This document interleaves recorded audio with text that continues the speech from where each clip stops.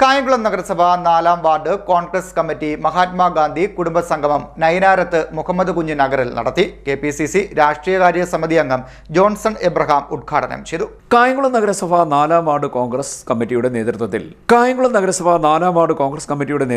മഹാത്മാഗാന്ധി കുടുംബസംഗമം സംഘടിപ്പിച്ചു.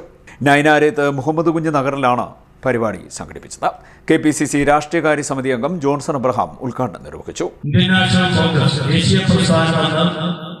ഇടതുപക്ഷക്കാരും ബുദ്ധിജീവികളായ നിഷ്പക്ഷ രാഷ്ട്രീയ പ്രവർത്തകരെന്ന് അഭിമാനിക്കുന്നവരെന്ന് വിശേഷിപ്പിക്കുന്ന ഇന്ത്യൻ നാഷണൽ കോൺഗ്രസ് 140 വർഷക്കാലത്തെ ചരിത്ര പാരമ്പര്യമുള്ള പൊളിറ്റിക്കൽ പാർട്ടി, ഏറ്റവും പ്രായം ചെന്ന രാഷ്ട്രീയ കക്ഷി മുത്തശ്ശി പാർട്ടി എന്നൊക്കെ മാധ്യമങ്ങൾ വിശേഷിപ്പിക്കുന്ന കോൺഗ്രസ് പാർട്ടിക്കാണ് ബ്രിട്ടീഷുകാർ അധികാരം കൈമാറിയത്. ബ്രിട്ടീഷുകാർ അധികാരം കൈമാറിയത് ഇന്ത്യൻ നാഷണൽ കോൺഗ്രസിന്റെ പ്രസിഡന്റിനാണ്. മഹാനായ പണ്ഡിറ്റ് ജവഹർലാൽ നെഹ്റുവായിരുന്നു പ്രസിഡന്റ്. 1946 സെപ്റ്റംബർ മാസത്തിൽ രാജ്യത്തിന്റെ ഇടക്കാല പ്രധാനമന്ത്രിയായി മഹാനായ പണ്ഡിറ്റ് ജവഹർലാൽ നെഹ്റു അധികാരം ഏറ്റെടുത്തു.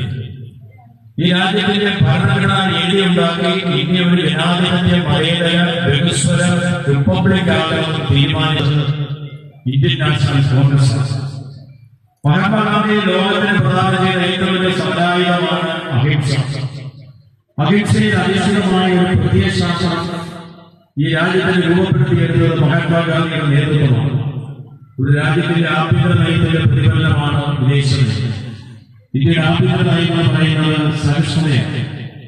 ദക്ഷിണാഫ്രിക്കയിൽ വെച്ച് മാരിസ്ബർഗ് റെയിൽവേ സ്റ്റേഷനിൽ വെച്ച് മഹാത്മാഗാന്ധി 1-ാം ക്ലാസ് ടിക്കറ്റോടുകൂടി യാത്ര ചെയ്തപ്പോൾ വെള്ളക്കാരനായ സഹയാത്രികന്റെ പരാതിയെ തുടർന്ന് അദ്ദേഹത്തെ ട്രെയിനിൽ നിന്നും നിർബന്ധിച്ച് ഇറക്കി വിട്ടു.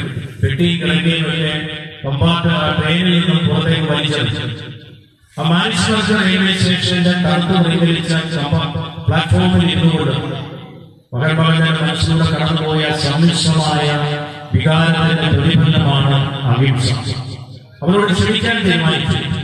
അവർക്കെതിരെ പോരാട്ടം നടത്തുവാൻ തീരുമാനിച്ചു. കറുത്ത വർഗ്ഗക്കാർക്കെതിരെ ഉണ്ടാകുന്ന ഇത്തരം അവഹേളനങ്ങളെയും വിവേചനങ്ങളെയും അതിശക്തമായി നേരിട്ടു. ഹാഷിം അധ്യക്ഷത വഹിച്ചു.